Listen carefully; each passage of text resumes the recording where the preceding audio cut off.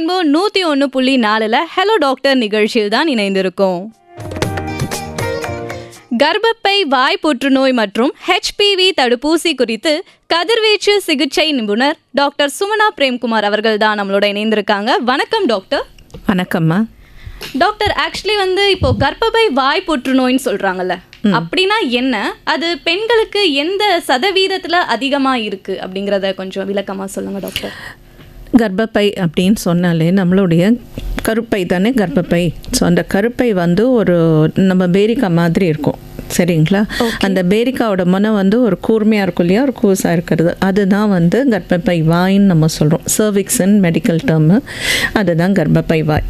அந்த கர்ப்பப்பை வாய் நம்ம பிறப்பு வாய் வழியாக பார்க்கறதுக்கு ஏதுவாக இருக்கும். ஸோ அந்த கர்ப்பப்பை வாய் பிறப்பு வாய் இருக்கிறதுனால அதில் கிருமிகள் வர்றதுக்கான வாய்ப்புகள் அதிகம். ஏன்னா இந்த பிறப்பு வாய்ங்கிறது தன்னிச்சையாக நம்ம உடம்புல உருவாகின ஒரு துவாரம். ஸோ இந்த துவாரத்தில் எந்த கிருமிகள் வேணாலும் நுழையலாம், சரிங்களா? ஸோ இந்த துவாரத்தில் கிருமிகள் வந்ததுன்னா நிறைய ஒன்று நம்மளுக்கு புற்றுநோய் வரலாம். புற்றுநோய்க்கு இல்லாமல் நம்மளுக்கு நிறையா நோய்களும் அந்த கர்ப்பப்பை வாயில் வர்றதுக்கு வாய்ப்புகள் உண்டு. இது புற்றுநோய் அப்படின்னு நம்ம எடுத்தோம்னா பெண்களுக்கே உரித்தானது அப்படின்னு சொல்லும் பொழுது, பெண்களுக்கு என்ன உரித்தான பாகங்கள், ஒன்று மார்பகம், இன்னொன்று இந்த கர்ப்பப்பை. ஸோ இதில் இவங்களுக்கு இப்போ நம்ம இவங்க நிறைய இப்போ ரிசர்ச் பண்ணியிருக்கிறதுனால என்ன சொல்கிறாங்கன்னா, ஒரு 70-90% இந்த கர்ப்பப்பை வாய் புற்றுநோய் HPV வைரஸ் அப்படின்ற ஒரு வைரஸ் இருக்குது, ஹியூமன் பாப்பிலோமா வைரஸ். ஸோ இந்த வைரஸ் கிருமியினால் ஏற்படுதுன்னு கண்டுபிடிச்சிருக்காங்க. இதில் ஒரு ஒரு 7 டைப்ஸ் ஆஃப் வைரஸஸ் எடுத்து அது இந்த 7 வைரஸஸ் கர்ப்பப்பை வாய் புற்றுநோய் ஏற்படுத்துதுன்னு கண்டுபிடிச்சிருக்காங்க. அதில் அது 2 வகையான வைரஸ் அதுலேயே 70% கர்ப்பப்பை வாய் புற்றுநோயை ஏற்படுத்துதுன்னு கண்டுபிடிச்சிருக்காங்க. ஸோ இதுதான் சதவிகிதம்னு பார்க்க போனால், நம்மளுக்கு ஒரு 10 வருஷம் முன்னாடி எடுத்திங்கன்னா பெண்களுக்குன்னு பார்க்க போனால் மார்பக புற்றுநோய்க்கு முன்னாடி கர்ப்பப்பை வாய் புற்றுநோய் தான் அதிகமாக இருந்தது. இப்போ மார்பக புற்றுநோய் அதிக நிலையில் இருக்குது. இப்போ நிறைய படிச்சிருப்பீங்க, எல்லாரும் பேப்பர்லேயும் படிச்சிருப்பீங்க, இப்போ எல்லாருமே கேள்விப்பட்டிருப்பீங்க. முன்னாடி அட்லீஸ்ட் ஒரு 20-25%, 24% நம்ம மார்பக புற்றுநோய் இருந்தது. கர்ப்பப்பை வாய் புற்றுநோய் 32-36% இருந்தது. அதாவது இப்போ 1,00,000 பேருக்கு 32 பேர் 38 பேருக்கு புற்றுநோய் வரலாம். ஸோ அதுதான் சதவிகிதம் சொன்னது, சரியா? ஸோ அந்த மாதிரி எடுக்கும் பொழுது அந்த இதிலிருந்து இப்போது இது 26-28க்கு வந்திருக்குது. மார்பகம் முன்னாடி போயிருக்குது, அது ஒரு 34-39 அளவுக்கு வந்திருக்குது. ஸோ 1,00,000 பேரில் 39-36 பேருக்கு மார்பக புற்றுநோய் வரலாம். 26-28 பேருக்கு கர்ப்பப்பை புற்றுநோய் வரலாம். ஸோ இதுதான் சதவிகிதம் நம்ம பார்க்கணும். ஓகே டாக்டர், நீங்களுமே டாக்டர் கிட்ட உங்களோட கேள்விகளை கேட்கணும்னு நினச்சிங்கன்னா 29860038 அல்லது 2952055554 அப்படிங்கிற எண்களுக்கு தாராளமாக கால் பண்ணி பேசலாம். டாக்டர், ஒரு காலர் வெயிட் பண்ணுறாங்க, நம்ம காலர் கிட்ட பேசிடலாம். வணக்கம். வணக்கம். வணக்கம் டாக்டர். பொன்னேரி ஜெகன் கடியில பேசுறேன். நல்லா இருக்கீங்களா? நல்லா இருக்குங்க, நல்லா இருக்கேன். Happy women's day doctor. மிக்க நன்றி ஐயா. டாக்டர், இப்போ பாத்தீங்கன்னா சர்விக்கல் கேன்சருக்காக போடுறேன்னு சொல்றாங்க. ஆமா ஆமா, அது எந்தெந்த பெண்களுக்கு எந்தெந்த வயதினருக்கு போடுவாங்க சொல்லுங்க. ஒண்ணு. ரெண்டாவது கேள்வி என்னன்னா, ஆண்கள் ஸ்மோக் பண்ணா கேன்சர் வருது, ஆனா பெண்கள் ஸ்மோக் பண்ணா சர்விக்கல் கேன்சர் வருதுன்னு சொல்றாங்க. ஆனா இல்ல, நான் கேட்டிருக்கேன், அது நீங்க சொல்லுங்க, அது எந்த அளவுக்கு உண்மைன்னு. யார் ஸ்மோக் பண்ணாலும் கேன்சர் வரதான் செய்யுங்க, ஆண்களாக இருந்தாலும் சரி பெண்களாக இருந்தாலும் சரி, சரிங்களா? கேன்சர் யாருக்கும், எல்லா மனுஷனுக்கு நம்ம பிடிக்கிறதுனாலேயே பாதிப்பு மிருகங்களுக்கே ஏற்படுது, அப்படியே மனுஷனுக்கு ஏற்படுது, அது சக மனுஷனுக்கு எல்லாருக்குமே வரலாம், சரிங்களா? சரி, இப்போது இதுக்கு வரலாம். கர்ப்பப்பை வாய் புற்றுநோய் நீங்கள் கேட்ட கேள்விக்கு என்ன மாதிரி காரணிகள் அப்படின்னு தான் சொல்கிறோம் இல்லையா? இந்த காரணிகளில் முக்கிய காரணி நான் இப்போ சொன்ன வைரஸ். ஆனால் இந்த வைரஸ் வந்து எப்படி உள்ளே வந்து நுழையுதுன்னு பார்க்க போனால் இது வந்து உடல் உறவுனால உள்ள நுழையிறதுக்கான வாய்ப்புகள் அதிகம். ஆனாலும் அதே சமயம் பார்க்க போனீங்கன்னா சுகாதாரம் இல்லாமல் நம்ம வந்து இருக்கும் பொழுது, இப்போ நம்ம ஒரு இடத்துக்கு போகிறோன்னா நம்ம போய் ஒரு பாத்ரூமை யூஸ் பண்ணணும், அந்த இடத்துல வந்து சுத்தமாக இல்லை, நம்ம யூஸ் பண்ணுற டிஷ்யூ சுத்தமாக இல்லை. சில பேர் வந்து வெஸ்டர்ன் டாய்லெட் யூஸ் பண்ணுறாங்க, சில பேர் இந்தியன் டாய்லெட் யூஸ் பண்ணுறாங்க. ஸோ அந்த மாதிரி இருக்கும் பொழுது அந்த இடம் வந்து சுகாதாரமாக இல்லைன்னா நம்மளுக்கு இந்த கிருமிகள் அங்கே இருக்குதுன்னா அந்த கிருமி நம்ம உடலில் உள்ள நுழையிறதுக்கு வாய்ப்புகள் உண்டு. அது எப்படின்னா, அந்த இடத்துல இப்போ அந்த இடத்துல கொஞ்சம் கீறல் விழுந்திருக்குது, அந்த தோலுக்கு நடுவில் வந்து ஒரு இது இருக்குதுன்னா அது உள்ள நம்மளுக்கு இந்த கிருமி நுழைஞ்சிடும் ஃபஸ்ட்டு.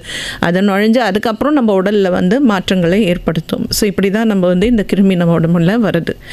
ஸோ இந்த மாதிரி இருக்கும் பொழுது அதை தடுக்கிறது எப்படின்னு சொன்னால், இந்த புற்றுநோய்க்கு தடுப்பூசின்னு சொல்கிறோம். இது தடுப்பூசி, சரிங்களா? இது தடுக்கிற ஊசி, அதனால இது தடுப்பூசி. இது வந்து நான் இப்போ முன்னாடி சொன்னேன், ஒரு வகைகள் 9 வகைகள் இருக்குங்க இந்த வைரஸில். 100 வகை ஆக்சுவலாக இந்த ஹியூமன் பேப்லோமா வைரஸ். அதில் 9 வகைகள் வந்து இந்த மாதிரி மாற்றங்கள் உடல்களில் மாற்றங்கள் ஏற்படுத்தலான்னு கண்டுபிடிச்சிருக்காங்க. அதில் 6, 11 அப்படின்னு 2 டைப் இருக்குது. அது வந்து நம்மளுக்கு இந்த மருக்கள்னு சொல்லுவோம் இல்லைங்களா, தோலில் மருக்கள், நம்ம பிறப்பாயில் மருக்கள். ஸோ ஜெனட்டல் வாட்ஸு இல்லைன்னா கை கால் எங்கே வேணாலும் வாட்ஸ் ஏற்படலாம். ஸோ இந்த வாட்ஸை ஏற்படுத்துறது 6, 11. இது ஆண்களுக்கும் வரும், பெண்களுக்கும் வரும். ஆண்களுக்கு ஆசனவாயி அண்ட் அவங்களுடைய ஆண் உறுப்புகள் முனையில் இந்த இடத்துல இந்த கிருமிகள் இந்த வார்ட்டை ஏற்படுத்தலாம். இன்னும் கொஞ்சம் நான் சொன்னேன் இல்லையா, 16, 18, 31, 33, 45, 52, 58 மிச்சம் 7 வகைகள் வந்து கர்ப்பப்பை வாய் புற்றுநோய் ஏற்படுத்தலாம். ஸோ இதை தவிர இந்த கிருமிகள் என்ன ஏற்படுத்தலாம்னா, தொண்டையில் வந்து பாலிப் அப்படின்னு சத வளர்ச்சி அது கூட ஏற்படுத்தலாம். ஸோ இந்த ஹியூமன் பேப்லோமா வைரஸ், இந்த வைரஸ் கிருமி வந்து இந்த மாதிரி பிரச்சனைகளை நம்ம உடலில் ஏற்படுத்துறதுக்கு வாய்ப்புகள் உண்டு.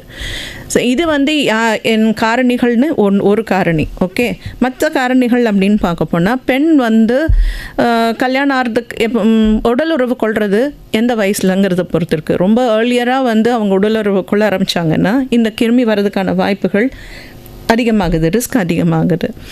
அவங்க அதிகமாக அபார்ஷன் பண்ணாலோ அதிகமாக குழந்தை பேர் பெற்றாலோ அந்த கர்ப்பப்பை வாய் வந்து நான் சொன்ன மாதிரி அந்த பிறப்பு வாய் வந்து திறந்தே தான் இருக்குது. ஸோ அதில் இந்த கிருமிகள் வரதுக்கான வாய்ப்புகள் அதிகமாகுது, சரிங்களா? ஸோ இதை தவிர அவங்க அசுத்தமாக இருக்கிறது அண்ட் ஒரு பெண் வந்து பல ஆண்களுடன் உறவு கொண்டாலோ, ஒரு ஆண் பல பெண்களுடன் உறவு கொண்டாலோ பாதிக்கப்படுறது முக்கியமாக பெண். அவங்களுக்கு தான் இந்த கிருமி உள்ள வந்து புற்றுநோய் ஏற்படுத்துது. ஆண்களுக்கு வெறும் அந்த நான் சொன்ன மாதிரி வார்த்தை அந்த மாதிரி வருது இல்லைங்களா, பெண்களுக்கு தான் பிரச்சனைகள் அதிகமாகுது. ஸோ ஒரு பெண்ணு பல பேருடன் உடல் உறவு கொள்வது இல்லை ஒரு ஆண் பல பெண்களுடன் உடல் உறவு கொள்வது, இது ஒரு காரணி, முக்கியமான காரணி. அதுக்கு அடுத்தது ஸ்மோக்கிங். நீங்கள் கேட்டிங்களா, புகைப்பிடிச்சா ஒரு வீட்டில் ஒரு ஆண் புகைப்பிடிச்சார்னா பெண்ணுக்கு புற்றுநோய் வரலாம், பெண்ணுக்கு கர்ப்பப்பை வாய் புற்றுநோய் ஏற்படலாம். ஒரு ஆண் புகைப்பிடிச்சா, பெண்ணே பிடிச்சா அப்புறம் என்ன ஆகும்? அவங்களுக்கு எல்லா இதையும் வரலாம். அவங்களுக்கு இது கேன்சர் மட்டும் இல்லைங்க, என்ன வியாதியும் வரலாம். அவங்களுக்கு ரத்த கொதிப்பு வரலாம், நுரையீரலில் பிரச்சனைகள் ஏற்படலாம், மூளையில் பிரச்சனைகள் ஏற்படலாம். ஸோ அது எல்லாருக்குமே இருக்குங்க. ஸோ ஆண்களுக்கும் சரி பெண்களுக்கும் சரி. ஆனால் ஆண் சிகரெட் பிடிச்சாலோ பெண் சிகரெட் பிடிச்சாலோ பாதிக்கப்படுறது இந்த கர்ப்பப்பையில் புற்றுநோய் வர்றதுக்கான வாய்ப்புகளை அதிகமாக்குது. ஸோ இதெல்லாம் அது காரணிகளுக்குள்ளே வருது. ஸோ எந்த வயசில் இந்த வேக்சினேஷன் எடுக்கலாம்? இப்போ கொஞ்ச நாள் முன்னாடி வரைக்கும் நாங்கள் வந்து முதிர்ந்த வயசுக்கு வந்து 21 வயசு அடல்ட்ஸ்ன்னு சொல்கிறோம் இல்லையா, அடல்ட்ஸ்க்கு மட்டும்தான் கொடுத்துட்ருந்தோம். இப்போ ஒரு கடந்த பல வருடங்களாக வந்து டீனேஜர்ஸ்க்கும் இது ரெக்கமெண்ட் பண்ணியிருக்கோம். ஸோ என்னென்னா ஏன் அப்படின்னு சொன்னால், இந்த கிருமி வரதுக்கு முன்னாடி ஆப்பர்ச்சுனிட்டியை நம்ம வந்து கொடுக்காமல் இருக்கணும் இல்லையா. ஸோ அந்த கிருமி நம்ம உடலில் ஏற்படுறதுக்கு முன்னாடி நம்ம வந்து இந்த வேக்சினேஷன் பண்ணோன்னா இன்னும் நம்மளால் இந்த நோயை தடுக்க முடியுங்கிற இதில் தான். ஸோ இப்போ வந்து 9 வயசுலேருந்து நம்ம இந்த வேக்சினேஷன் கொடுக்கலாம். ஸோ இந்த டீனேஜ் வயசுலன்னு சொல்லும் பொழுது 9லேருந்து 14 வயசு வரைக்கும் நம்ம எடுத்துக்கிறோம். நீங்கள் 16 கூட எடுத்துக்கோங்க. ஸோ அந்த வயசில் நம்ம கொடுக்கும் பொழுது 2 டோஸ் கொடுக்குறோம். ஓகே. ஸோ ஒரு டோஸ் ஃபஸ்ட்டு மந்த் கொடுத்துட்டு இந்த மாதம் கொடுத்தோன்னா 6 மாதம் கழிச்சோ இல்லை ஒரு 12 மாதம் கழிச்சோ 6 மாதம் வில் பி பெட்டர். ஸோ 6 மாதம் கழிச்சு 2வது டோஸு. ஸோ இது வந்து 2 டோஸ் முடியுது. அதுக்கு அடல்டன் அப்படின்னு பார்க்க போனால் 3 டோஸ் எடுக்கணும். ஸோ 2 விதமாக டோசஸ் பண்ணலாம். ஸோ 15க்கு மேலே இட் இஸ் ஆல்வேஸ் இது வந்து ரெக்கமெண்டேஷன் எப்படின்னா 3 டோஸ் எடுக்கணும் 15 வயசுக்கு மேலே. எந்த வயசு வரைக்கும் எடுக்கலான்னு சொன்னால் 45 வயசு வரைக்கும் எடுக்கலாம். ஆனால் பெண்களுக்கு தெரிஞ்சிருக்கணும், இந்த மாதிரி அவங்க 21 வயசுக்கு கல்யாணம் ஆயிடுச்சு அப்படின்னு சொன்னால் அவங்களுக்கு இந்த ஹியூமன் பேப்லோமா வைரஸ் இருக்கலாம். ஓகே. ஸோ இது இருந்தாலும் கூட அவங்க இந்த வேக்சினேஷன் போட்டுக்க முடியும். ஏன்னா மற்ற இப்போ நான் சொன்ன 9 வகையும் ஒருத்தருக்கு இருக்க போகிறது இல்லை, ஏதாவது 1-2 தான் இருக்கும். ஸோ மற்ற அட்லீஸ்ட் அந்த மற்ற டைப்ஸ் ஆஃப் வைரஸஸை நம்ம தடுக்க முடியும். ஸோ அவங்க தாராளமாக வந்து 45 வயசு வரைக்கும் இந்த வேக்சினேஷனை போட்டுக்கலாம். Okay doctor. காலர் இணைந்திருக்காங்க, காலர் கிட்ட பேசலாம். வணக்கம். வணக்கம். வணக்கம்மா. நான் ராஜலட்சுமி வேசமாம்பலத்துலேருந்து பேசுகிறேன். சொல்லுங்க. எனக்கு என்ன டவுட்டு, டாக்டர் தானே பேசுகிறேன்? ஆமாம்மா, டாக்டர் தான்மா பேசுகிறேன். எனக்கு இது ஒரு டவுட்டு தான். எங்க கணவரோட அண்ணன் அவங்க நிறைய சிகரெட்டு பிடிப்பாங்க. ஆனா அவங்க பொண்ணு நல்லா இருக்கிறா. அவளுக்கு பிறந்த குழந்தை ஃபர்ஸ்ட் குழந்தை வந்து ஒரு அது மாதிரி இருக்கும் பொழுதே பிளட் கேன்சர் அப்படின்னு பாதிக்கப்பட்டு இதாயிட்டது. அது அவங்களுக்கு யாருமே அதை பத்தி எல்லாம் யோசிக்கல. எனக்கு வந்து இப்ப அந்த குழந்தை இறந்து கொஞ்ச நாளே ஆயிட்டுது. இருந்தாலும் அந்த மாதிரி அந்த 3வதுலேருந்து கூட ஏதாவது அந்த கிருமிகள் இருந்து பாதிக்கப்படுமா அப்படின்னு எனக்கு ஒரு டவுட். சரி, அவங்களுக்கு ஒரே ஒரு குழந்தை தானம்மா இல்லை வேற குழந்தைகள் இருக்கா? இன்னொரு குழந்தை பிறந்து நல்லா இருக்குதும்மா. 15 வயசு, இப்ப 10வது பரீட்சை எழுத போறான். அப்போ அவங்க சிகரெட் பிடிச்சது யாரு? புகை பிடிச்சது அந்த குழந்தையோட தாத்தா. சரி, அப்ப அவர் இருந்திருப்பாருல்ல இந்த குழந்தை பிறக்கும் பொழுதும்? அவரு வந்து ஒரு 55 வயசுக்கான ஹார்ட் அட்டாக்ல சடனா இறந்துட்டாரு அவரு. அதுக்கப்புறம் தான் இந்த குழந்தை பிறந்து இப்ப நல்லா இருக்காங்க. அதுக்கப்புறம் தான் அந்த பாப்பாவுக்கே நாங்க தான் கல்யாணம் பண்ணி வச்சோம். அந்த பொண்ணு நல்லா இருக்கிறா. சரிம்மா. ஸோ அப்படி வந்து எடுத்துக்க முடியாதும்மா. சரி, பிடிக்கிறவங்க சிகரெட் பிடிக்கிறவங்க எல்லாருக்குமே வந்து நோய்கள் வரும்னு இல்லை, சரிங்களா? ஸோ எல்லாருக்கும் வர்றதுன்னு பார்க்க போனால் சிகரெட் பிடிக்கிறவங்க நிறைய பேர் இருக்காங்க. அந்தந்த குடும்பத்தில் இன்னும் நிறைய பிரச்சனைகள் ஏற்பட்டிருக்கணும். அப்படி பார்க்குறதுக்கு நீங்கள் சொல்கிறத எடுத்தால் இந்த குழந்தை பிறக்கும் பொழுதே அவங்க தாத்தா இல்லையே. ஸோ அது எப்படி நீங்கள் கனெக்ட் பண்ணுறீங்க? இந்த குழந்தைக்கு பிளட் கேன்சர் வந்தது அவர் சிகரெட் பிடிச்சதுனால தான்ட்டு கனெக்ஷன் பண்ண முடியாதுமா. அவர் பிடிச்சிட்டு அவரும் இறந்து போயிட்டார். அதுக்கப்புறம் தான் நீங்கள் இந்த பொண்ணுக்கு கல்யாணம் பண்ணியிருக்கீங்க. ஸோ அதனால இந்த பாதிப்புகள் ஏற்படுறதுக்கான வாய்ப்புகள் ரொம்ப குறைவு. இந்த இரத்த புற்றுநோய் அப்படின்னு சொல்ல போனால் இதெல்லாம் வந்து ஜெனட்டிக், இதெல்லாம் வந்து உங்களுக்கு மரபணுப்புகளில் மாற்றங்கள் ஏற்படுறது. ஸோ அது வந்து அந்த இதில் தான் பார்க்க முடியுமே தவிர அவர் பிடிச்சதுனால தான் இந்த குழந்தைக்கு இதாச்சுன்னு சொல்கிறது கஷ்டமாக, வாய்ப்புகளும் குறைவு. Okay doctor. டாக்டர், முன்னாடி சொன்னீங்க இப்போது ஆண்களை காட்டிலும் பெண்களுக்கு தான் வந்து அதிகமாக தாக்கம் ஏற்படுது அப்படின்னு சொல்லிட்டு, இதற்கு வந்து நோய் எதிர்ப்பு சக்தி ஒரு காரணமாக இருக்கா பெண்களுக்கு? பெண்களுக்கு பாதிப்புன்னு சொன்னதுக்கு காரணம் என்னென்னா புற்றுநோய் தான் சொன்னேன். இப்போ வைரஸ் வந்து ஆண்களுக்கு தாக்கினாலும் அவங்களுக்கு இந்த வைரஸ்னால கேன்சர் இல்லையே. கரெக்ட். இந்த வைரஸ்னால பெண்களுக்கு தானே கேன்சர், அதனால தான் பெண்களுக்கு தான் பாதிப்பு அதிகம்னு சொன்னேன். ஓகே. இப்போ மறு போன்ற அறிகுறிகள்லாம் வந்து ஆண்களுக்கு ஏற்படுது, பெண்களுக்கு பெண்களுக்கும் மறு இருக்குமா? மருவும் இருக்குது. ஆனால் இந்த கிருமினால ஏற்படுற மாற்றங்கள், மற்ற அறிகுறிகள் என்ன இருக்கு? ஓகே, நம்மளுக்கு வந்து இப்போது மாதவிடாய் வர்றதுக்கு முன்னாடி வெள்ளைப்படுறதுன்னு சொல்கிறாங்க இல்லையா? ஸோ இந்த வெள்ளைப்படுறது ஒரு வாடையோட வெள்ளைப்படலாம், சரிங்களா? ஸோ அது ஒரு அறிகுறி. உடலுறவு கொண்ட பிறகு நம்மளுக்கு தீட்டுப்படுது அப்படின்னு சொன்னால் அதுவும் ஒரு அறிகுறி. ஓகே. மாதவிடாய் நின்று போன பிறகு தீட்டுப்பட்டுச்சு அப்படின்னு சொன்னால் அதுவும் ஒரு அறிகுறி. Okay. மெனோபாஸ்க்கு அப்புறம் தீட்டுப்படுதுன்னா அதுவும் ஒரு அறிகுறி. ஆஃப்டர் இன்டர்கோர்ஸ்க்கு அப்புறம் தீட்டுப்படுது, உதிரம் படுது அப்படின்னு சொன்னால் அதுவும் ஒரு அறிகுறி. ஸோ இது இருக்கும் பொழுது டாக்டர்கிட்ட போய் பரிசோதனை பண்ணிக்கிறது நல்லது. நோய் வந்து அதிகமான தன்மை பெற்ற பிறகு என்ன ஆகும்னா அந்த முதுகு வலி, கால் வீக்கம், யூரின் பாஸ் பண்ணுறது, அடிக்கடி யூரின் பாஸ் பண்ணுறது, இந்த மாதிரிலாம் ஏற்படும். இது வந்து இந்த புற்றுநோய் வந்து அதிகமான ஸ்டேஜ்க்கு வந்ததுக்கப்புறம் தான் இந்த அறிகுறிகள் தென்படும். ஓகே டாக்டர், காலர் கிட்ட பேசிடலாம். வணக்கம். வணக்கம் மேடம். வணக்கம் சார், டாக்டர் கிட்ட கேட்கலாம். டாக்டர் வாங்க டாக்டர். வணக்கம் சார். இப்போ வந்து நீங்க சொன்னீங்க, இப்போ வந்து 40-45 வயசு வரைக்கும் டோஸ் போடலான்ட்டு. இப்போ மேரேஜ் ஆன பேருக்கும் போட்டுக்கலாமா மேடம் அந்த மாதிரி? ஆமாங்க ஐயா, தாராளமாக போடலாங்க ஐயா. பாத்தீங்கன்னா இப்போ 40% இருக்குன்றாங்க. இப்போ லேடிஸுக்கு இந்த டோஸ் வந்து பாத்தீங்கன்னா இந்த என்னது புற்றுநோய் 40 இப்போ வந்து பாத்தீங்கன்னா இப்போ எவ்வளவு மேடம் குறைஞ்சிருக்கு? அதனால வந்து இப்போ நிறைய வந்து இழப்படுறாங்க. ஆமா, இல்லை நான் சொன்னேனுங்களே ஐயா, குறைஞ்சிருக்குன்னு சொன்னேன்னே உங்களுக்கு. கர்ப்பப்பை வாய் புற்றுநோய் குறைஞ்சிருக்குன்னு சொன்னேன். இன்னும் நீங்கள் இப்போ வேக்சினேஷன் போட ஆரம்பித்தா இன்னும் குறையும் நம்மளுக்கு. நம்ம டோட்டலாக எல்லா பெண்களும் வேக்சினேஷன் பண்ண ஆரம்பித்தாங்கன்னா டெஃபினட்டாக இன்னும் குறையிறதுக்கான வாய்ப்புகள் உண்டுங்க ஐயா. ஓகே டாக்டர், இப்போது ஏற்கனவே அந்த பாதிப்பு ஏற்பட்டுடுச்சு, ஆனாலுமே அந்த வேக்சினேஷன் போடுறதுனால என்ன ஆகும் டாக்டர்? அந்த பாதிப்பு கம்மியாகுமா இல்லாட்டி எப்படி? பாதிப்பு கம்மியாகிறதுக்கு தான் நம்ம வேக்சினேஷன் போடுறோம். நான் சொன்னேன் இல்லையம்மா, இது வந்து 9 வகையான வைரஸஸ்க்கு அந்த வேக்சினேஷன். ஸோ அதில் வந்து நம்ம வந்து வேக்சின் போடுறோம் எப்போ கல்யாணம் ஆன பிறகு. ஸோ போடுறும் பொழுது நம்மளுக்கு ஓகே, எனக்கு வந்து 33 டைப் வைரஸ் எனக்கு இருக்குது, எனக்கு இன்ஃபெக்ட் ஆகிருக்குது, ஓகே எனக்கு தெரியல. ஆனால் இப்போல்லாம் வந்து ஹியூமன் பேப்லமா டெஸ்டிங்கும் இருக்குது, பண்ணிக்கலாம் நம்ம. சரிங்களா? ஸோ அந்த பிறப்பாயிலேருந்து நம்ம ஒரு ஸ்மியர் எடுக்கிறோம். ஓகே, எப்படி வருமுன் காப்பது அப்படின்றது இதெல்லாம் வருது. So first line of prevention அப்படின்னு காப்பாற்றுறது எப்படின்னா வேக்சினேஷன் போடுறது. ரெண்டாவது இது செகண்டரி ப்ரிவென்ஷன் அப்படின்னு சொன்னால் அது வந்து நம்ம கர்ப்பப்பையை நம்ம வந்து பரிசோதனைக்கு டாக்டர்கிட்ட போய் பண்ணிக்கிறது. ஸோ அந்த கர்ப்பப்பை வாயிலிருந்து நம்ம ஒரு ஸ்மியர் எடுத்து பார்க்குறோம், டாக்டர்ஸ் பார்ப்பாங்க, பேப் ஸ்மியர்னு பேர். அதை பார்த்து அதில் ஏதாவது மாற்றங்கள் இருக்கா இல்லையாங்கிறத பார்த்து டாக்டர் வந்து அட்வைஸ் பண்ணுவாங்க. ஸோ இது வந்து primary and secondary prevention. Okay, இதை விட்டுடலாம்.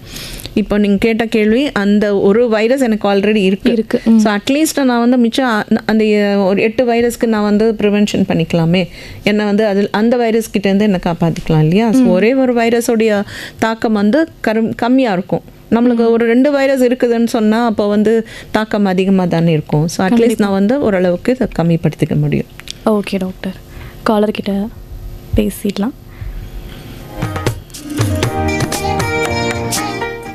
நிகழ்ச்சியில் நீங்களுமே டாக்டர் கிட்ட உங்களோட கேள்விகளை கேட்கணும்னு நினச்சிங்கன்னா 29860038 அல்லது 2952055554 அப்படிங்கிற எண்களுக்கு தாராளமாக கால் பண்ணி பேசலாம். நிகழ்ச்சியோட அடுத்த காலர். வணக்கம். வணக்கம். வணக்கம். வணக்கம். வணக்கம் சார். நாகூர்லேருந்து பாண்டியன் பேசுகிறேன். டாக்டர் கிட்ட உங்களோட கேள்விகளை கேட்கலாம். வணக்கம் மேடம். வணக்கம் சார். அதாவது இந்த கர்ப்பப்பை வாயில வரக்கூடிய புற்றுநோய்க்கு ஏர்லியர் சிம்டம்ஸ் என்ன மேடம்? அது மட்டும் இல்லை, இப்போ குழந்தைங்களுக்கு வேக்சினேஷன் பண்ணுறோம். இந்த வேக்சினேஷன் பண்ணுறதுனால ஏதாவது சைடு எஃபெக்ட் வர்றதுக்கு வாய்ப்பு இருக்கா? ஏர்லி சிம்டம்ஸ்ன்னு சொன்னேன், இப்போ தான் நான் பேசி முடிச்சேன்னு நினைக்கிறேன். நான் எல்லாம் சொன்னேன். நான் ஏர்லி சிம்டம்ஸ் அப்படின்னு போனால் அந்த வெள்ளைப்படுறது, வாடையோட படுறது, உடலுறவு கல்யாணம் ஆன பெண்களுக்கு தான் சொன்னது இது.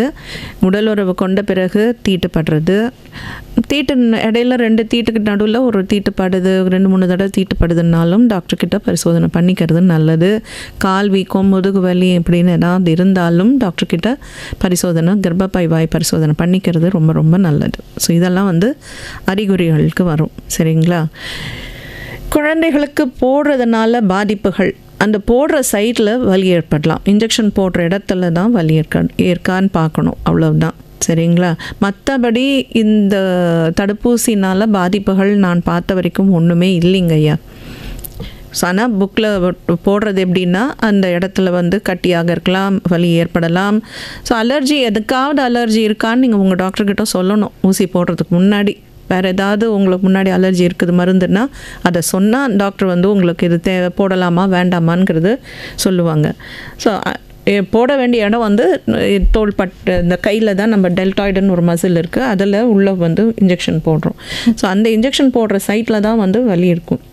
ஸோ ரத்தம் வந்து நம்மளுக்கு கசிவு, நம்மளுக்கு அந்த ரத்த பிரச்சனைகள் இருக்குது, நம்மளுக்கு வேறு ஏதாவது அலர்ஜி இருக்குதுன்னு இருந்தால் அதை சொன்னால் அதுக்கேற்ற மாதிரி டாக்டர் அறிவுரை சொல்லுவாங்க.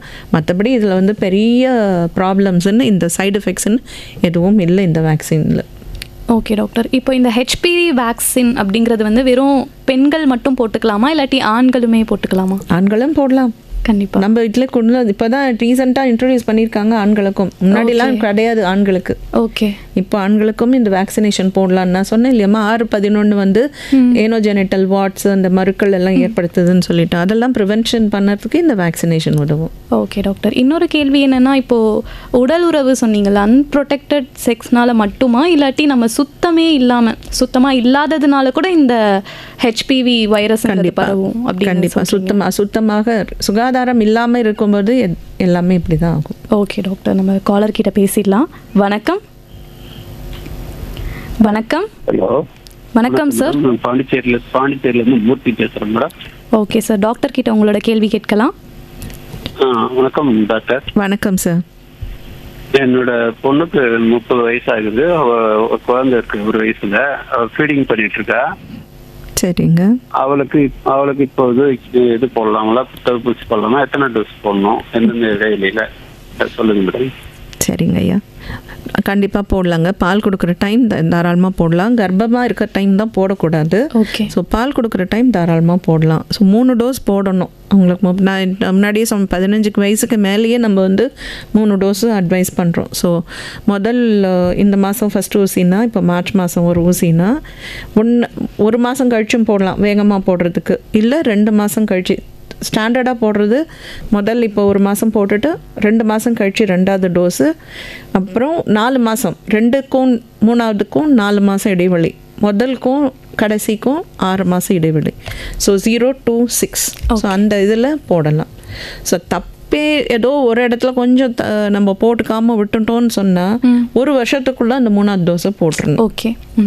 ஓகே. 9வது மாதமும் போட்டுடலாம், இல்லை அப்படியும் போட முடியலன்னா 12வது மாதம் போட்டுடணும். இதையும் இது எல்லாத்தையும் ஷெட்யூல்லே மீறி போச்சுன்னா திரும்பி தான் ஆரம்பிக்கணும். அது அகைன் ஃபர்ஸ்ட்லேருந்து ஆரம்பிக்கும். ஓகே. ஸோ இது ஒரு சைக்கிள் மாதிரி கரெக்டாக அதை ஃபாலோ பண்ணிட்டா முடிஞ்சு போயிடும். அது ஃபைன். ஓகே, ப்ரொடெக்ஷன் இருக்கும். Okay doctor. அடுத்த காலர். வணக்கம். வணக்கம் மேம், நான் வேலூர் மாவட்டம் கட்படியில் இருந்து சந்திரசேகர் பேசுறேன் மேம். உங்களோட கேள்விகளை கேட்கலாம் சார். டாக்டர், எனக்கு 2 கேள்விகள் இருக்கு. இந்த ஹெச்பிவி வைரஸ் வந்திருக்கு, அது உடல்ல மல்டிப்ளிகேட் ஆயிட்டு இருக்கு அப்படிங்கிறது உடல் ரீதியாக என்ன சிம்டம்ஸ் அந்த ஆணுக்கோ பெண்ணுக்கோ தெரியும், அண்ட் அதற்குரிய நவீன சிகிச்சை முறைகள் என்ன, அது ஒண்ணு சொல்லுங்க டாக்டர். 2வது இந்த தன் சுத்த பேணல், அதை பத்தி நீங்க விளக்கமா சொன்னீங்க. ஸோ இந்த பர்சனல் ஹைஜீன் இதை எப்படி மெயின்டைன் பண்ணுறது, அண்ட் என்ன மாதிரியான விஷயங்களை ரொம்ப கேர்ஃபுல்லா இருக்கணும், அதை பத்தியும் சொல்லுங்க. பிஃபோர் இன்டர்கோர்ஸ் இதை பத்தியும் சொல்லுங்களேன். சரிம்மா.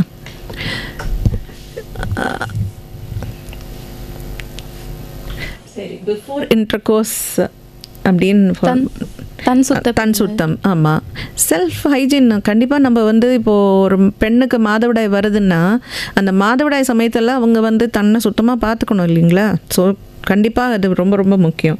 ஸோ அண்ட் சானிட்ரி நாப்கின்ஸ், நல்ல நாப்கின்ஸாக யூஸ் பண்ணணும்.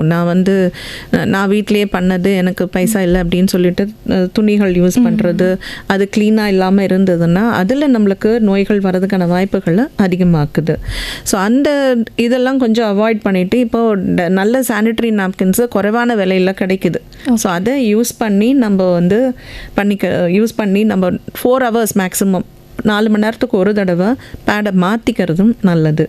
அந்த பேடு சில சமயம் நம்மளுக்கு அந்த சூடு, அந்த வேர்வை, அதுலேயும் நம்மளுக்கு கிருமிகள் வர்றதுக்கான வாய்ப்புகள் இருக்கிறதுனால அது ஒரு 4 ஹவர்ஸ்க்கு ஒரு தடவை, மேக்ஸிமம் 6 ஹவர்ஸ். ஸோ அதுக்கப்புறம் நம்ம மாற்றிக்கிட்டு யூஸ் பண்ணிக்கலாம். அதுவும் வேலை செய்கிறோம், இதெல்லாம் கஷ்டங்கள் இருக்குது, எல்லா பெண்களும் வேலைக்கு போகிறாங்க இப்போது, அவங்களுக்கும் இந்த கஷ்டங்கள் இருக்குது. கொஞ்சம் டைம் இது பண்ணி அவங்க யூஸ் பண்ணிக்கிட்டாங்கன்னா அவங்கள இது பண்ணிக்கலாம். ஸோ மார்னிங் அண்ட் ஈவினிங் கண்டிப்பாக குளிக்கிறது ஆல்வேஸ் பெட்டர். ஸோ உள்ளே வந்து நம்ம பிறப்பாயை க்ளீனாக வச்சுக்கிறோம், வாஷ் பண்ணிக்கிறோம். வாஷ் அப்படின்றது நிறைய இருக்குது இப்போது. ஸோ அந்த இது யூஸ் பண்ணி நம்ம பிறப்பாயை வந்து நல்லா க்ளீன் பண்ணி வச்சுக்கலாம்.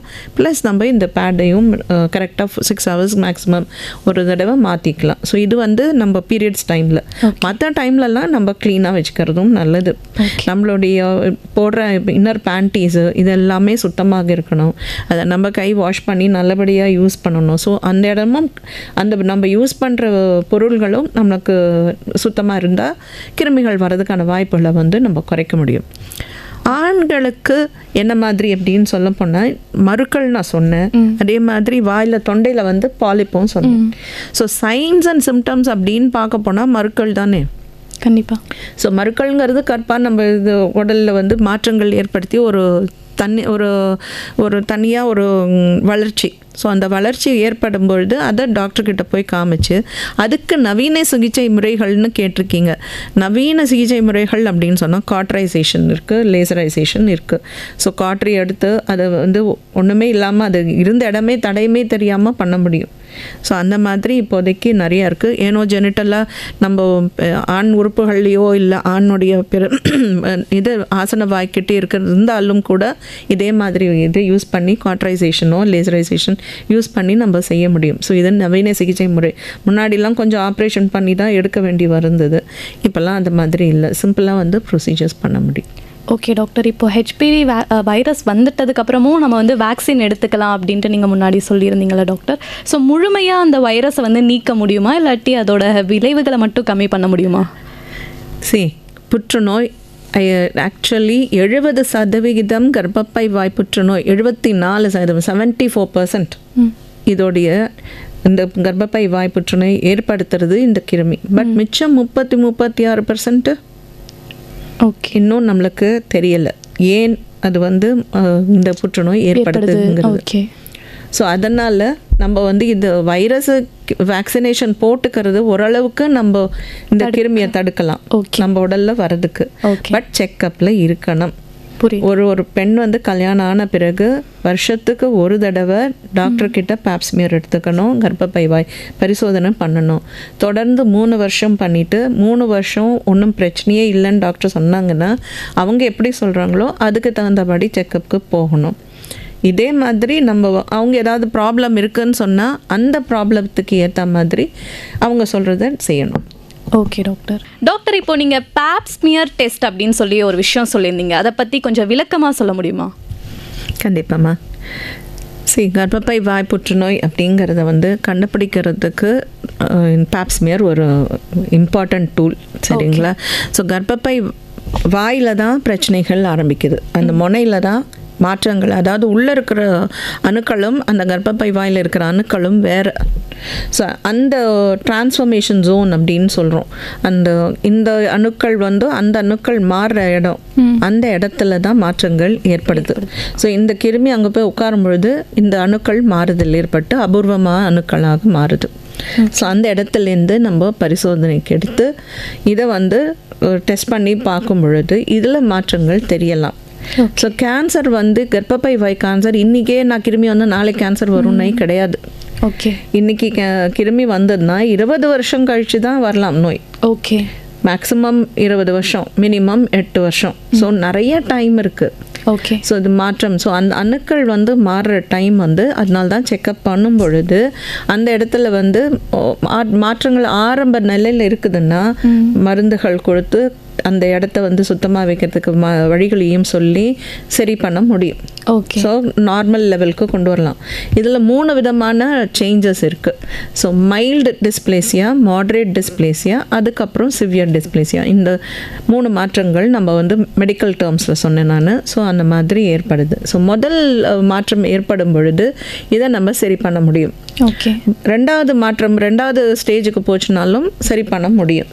கொஞ்சம் இதை விட அதிகமாக இருக்கும். என்ன அறிகுறி அப்படின்னு சொன்னால், நான் சொன்ன அந்த வெள்ளைப்படுறது, அது கொஞ்சம் நம்ம மாதவிடாய் நடுவில் 2 மாதவிடாய்க்கு நடுவில் தீட்டுப்படுறது, இதெல்லாம் இருக்கும் பொழுது இதை பரிசோதனை பண்ணி நம்ம இந்த மைல்டு டிஸ்பிளேசியா மாட்ரேட் டிஸ்பிளேசியான்னு கண்டுபிடிச்சிட்டோம்னா அதுக்கு உண்டான தீர்வுகளை செய்ய முடியும். ஓகே, சரியா? ஸோ இப்போ அந்த சிவியர் டிஸ்பிளேசியா அப்படின்னு சொன்னால் இது கேன்சருக்கு டெஃபினட்டாக மாறுற ஸ்டேஜ் இது. ஓகே, இந்த 2 வந்து இன்னும் டைம் ஆகும் மாற. ஸோ அந்த சிவியர் டிஸ்பிளேசியா கண்டிப்பாக இது கேன்சர். சரிங்களா? ஸோ அதை வந்து நம்ம பார்க்கும் பொழுது அந்த இடத்த வந்து ஒரு சின்ன கோன் பயாப்சி அதை மட்டுமே ஆப்ரேஷன் பண்ணி எடுக்கலாம். ஓகே, ஸோ அந்த புண்ணான இடத்த மட்டுமே நம்ம ஆப்ரேஷன் பண்ணி எடுக்கலாம். அங்கே ஐஸ் வச்சும் அதை எடுக்கலாம். ஓகே, சரியா? ஸோ அந்த மாதிரி நம்ம பண்ண முடியும். கோனைசேஷன் ஆர் ஜஸ்ட் இந்த கார்பன் டை ஆக்சைடு போட்டு you just remove that area. So அந்த இடத்த நம்ம இது பண்ண முடியும். ஸோ எதுவும் யூட்ரஸை ரிமூவ் பண்ணாமல் நம்ம இந்த சின்ன சின்ன விஷயங்களையும் நம்ம பண்ணிடலாம். ஓகே, ஸோ இது வந்து திரும்பி வராமல் இது பண்ணிக்க முடியும். ஆனால் செக்கப்பில் இருக்கணும். Okay doctor. ஸோ இதெல்லாம் நான் பண்ணிட்டேன், நான் திரும்பி செக்கப் பண்ண வேண்டிய அவசியம் இல்லைன்னு நினைக்கிறது தவறு. அதை செக்கப் பண்ணிக்கணும். ஏன்னா அந்த மிச்ச இடத்துல வந்து திரும்பி நம்ம அதே மாதிரி வாழ்க்கை முறையை தேர்ந்தெடுத்தோம்னா அப்புறம் திரும்பி நம்மளுக்கு அந்த பிரச்சனைகள் உருவாகும். ஸோ அப்போ வந்து இந்த ப்ராப்ளம் வரும்பொழுது நம்மளுக்கு தெரியாமல் போயிடும். ஓகே, ஸோ அதனால செக்கப்பில் இருக்கணும் டாக்டர் கிட்ட. Okay doctor. காலர் கிட்ட பேசிடலாம். வணக்கம். வணக்கம். ஹலோ, வணக்கம்மா. வணக்கம் டாக்டர். வணக்கம்மா. நீங்க வந்து இந்த அபார்ஷன் ஆனா அந்த இது பரவ சொன்னீங்கல்ல, பரவுன்னு சொல்லலம்மா. அபார்ஷன் வந்து அதிகமாக பண்ணும் பொழுது நம்ம கர்ப்பப்பை வாய் வந்து பிறப்பு வாயில் தானே இருக்குது. ஸோ அதில் கிருமிகள் வரதுக்கான வாய்ப்புகள் உண்டுன்னு சொன்னேன். ஸோ டாக்டர் கிட்ட போய் நம்ம அபார்ஷன் பண்ணிக்கிறோம், ஆனால் சுத்தமாக இருக்கணும் நம்ம, இல்லையா? அதை தான் உங்களுக்கு எடுத்து சொன்னேன். அப்புறம் இப்ப இனிமே ஊசி பசங்களுக்கெல்லாம் போடணும்னு சொல்றாங்க, கட்டாயமா போடணுமா? அதனால ஏதாவது ப்ராப்ளம்? குழந்தைகளுக்கு போடுறது 9 வயசுலேருந்து போடலாமா. பெண் குழந்தைகளுக்கு இந்த தடுப்பூசி 9 வயசுலேருந்து 14 வயசு வரைக்கும் 2 டோஸ் போட்டால் இந்த கிருமியிலேருந்து தடுப்பு பண்ண முடியும். இதனால் சைடு எஃபெக்ட்ஸ், இதனால் பின் விளைவுகள் இல்லை பக்க விளைவுகள்னு ஒன்றும் பெருசாக கிடையாது. அந்த ஊசி போடுற இடத்துல மட்டும்தான் கொஞ்சம் நம்மளுக்கு வலியோ இல்லை தடிச்சு போகலாமே தவிர மற்றபடி எதுவும் இருக்காது. சரிங்களா? கவர்மெண்ட் ஹாஸ்பிட்டலே போய் போடலாங்களா மேடம்? தாராளமாக போடலாமேம்மா. கவர்மெண்ட் ஹாஸ்பிட்டல்லே இப்போ கொடுக்குறாங்க. இப்போ நம்ம ஊர்லேயே முன்னாடிலாம் நம்ம வெளிநாட்டில் பண்ணது தான் நம்ம கொடுத்துட்டு இருந்தோம். இப்போ நம்ம இந்தியாவிலேயே தயாரிக்கிறாங்க தடுப்பூசிகளை. இது எல்லா கவர்மெண்ட் ஹாஸ்பிட்டல்லையும் இருக்குது.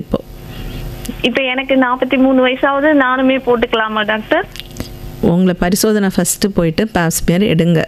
உங்கள் டாக்டர் அந்த பாப்ஸ்மியரை பார்த்துட்டு நீங்கள் போட்டுக்கலான்னு சொல்லுவாங்க. அப்போ நீங்கள் போட்டுக்கோங்க. ஓகே டாக்டர், நன்றி டாக்டர். வெல்கம்மா. அடுத்த காலர் கிட்ட பேசிடலாம். வணக்கம். வணக்கம் டாக்டர்கிட்ட கேட்கணும் ஒரே டவுட். வணக்கம்மா, சொல்லுங்கம்மா. வணக்கம் டாக்டர். டாக்டர் என்னது அப்படின்னு சொன்னா, அந்த நம்ம வந்து கர்ப்பவாய் புற்றுநோய்க்கு வந்து தடுப்பூசி போட்டோன்னா பிரஸ்ட் கேன்சர் எந்த கேன்சரும் வராதுங்களா டாக்டர்? எப்படி? இல்லைம்மா, இந்த தடுப்பூசி போடுறது கர்ப்பப்பை வாய் புற்றுநோய் வராமல் தடுக்கிறதுக்கு தானே தவிர மார்பக புற்றுநோய்க்கு இன்னும் நம்ம ஊரில் வரல. அது ரஷ்யாவில் இருக்குன்னு சொல்லிட்டு இருக்காங்க. இன்னும் நம்ம ஊருக்கெல்லாம் அந்த இது வரலம்மா. வெளிநாட்டுக்கெல்லாம் இன்னும் வரல. அங்கேருந்து ரஷ்யாவிலேருந்து இன்னும் வரணும்.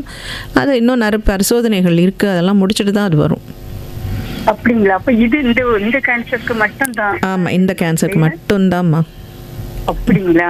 Okay doctor, okay doctor. ஆனால் கேன்சர் பொதுவாக அந்த இதுக்கெல்லாம் கிடையாது. இது பொதுவான பக்க விளைவுகள் கேட்குறீங்களா?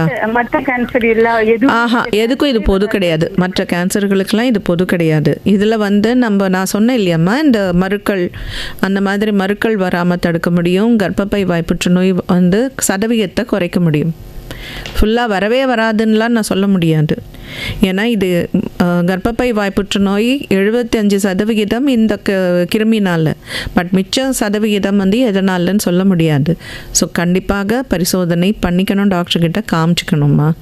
இதை போட்டுட்டா எனக்கு வரவே வராதுன்னு அப்படிங்கிறது இதை பர்சன்டேஜை தான் குறைக்க முடியும், சதவிகிதத்தை தான் குறைக்க முடியுமே தவிர வரவே வராதுன்னெல்லாம் சொல்ல முடியாதுமா.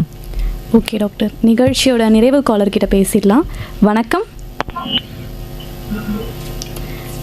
வணக்கம். ஹலோ ஹலோ வணக்கம். ஹலோ வணக்கம்மா, சொல்லுங்கள். டாக்டர் வந்து அது இந்த கேன்சர்ங்கிறது வந்து நமக்கு 20 வயசுதான் நல்லா தெரியும்னு சொல்றீங்களா? அப்ப அதுக்கு இடைப்பட்ட வருஷத்துல நமக்கு ஏதாவது பிரச்சனை இருக்குமா டாக்டர்? ஆமாம், அதுக்கு தான் பரிசோதனை பண்ணிக்க சொல்கிறோம். பேப்ஸ்மியர் அப்போ தான் எடுக்கணும். ஏன்னா இந்த கிருமி வந்து ரொம்ப உள்ளே வந்து ஸ்லோவாக தான் இது வளர்ச்சியை ஏற்படுத்தும். உடனே கேன்சர் வராதுமா, மாற்றமாக ஏற்படாது. கேன்சருக்கு முந்தின ஸ்டேஜஸ்ன்னு இருக்குது. ஸோ அந்த முந்தின ஸ்டேஜஸ்லேயும் நம்ம பார்த்துட்டோம்னா நம்மளுக்கு நல்லபடியாக குணமாயிடலாமே. அதுக்கு முன்ன அப்ப நம்ம அதுக்கேத்தாப்புல ஏதாவது சாப்பாட்டுல நம்ம சாப்பாடு சுத்தமாக இருக்கணும். டாக்டர்கிட்ட வருஷத்துக்கு ஒரு தடவை போயிட்டு செக்கப் பண்ணணும். சரிங்களா? அந்த பேப்ஸ்மியர்ன்னு சொன்னேன் இல்லையா, கர்ப்பப்பை வாயிலேருந்து ஒரு பரிசோதனை, அதை பண்ணிக்கணும். 65 வயசுக்கு மேல கூட வருமா டாக்டர் கேன்சர்ங்கிறது? நீங்கள் கிருமி நம்மளுக்கு முன்னாடி 20 வயசில் வந்து இருந்ததுன்னா, 40 வயசில் வருதுன்னு சொன்னால் கூட 65 வயசில் தான் வரலாம்.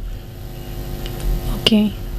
ஸோ கண்டுபிடிக்கிறது தான் அங்கே. மாதவிடாய் நின்று போன பிறகு தீட்டு வர்றது இந்த புற்றுநோயினாலம்மா. ஸோ நம்மளுக்கு 40 வயசில் இந்த கிருமி வந்திருக்குதுன்னா நம்மளுக்கு தெரியாது இல்லையா?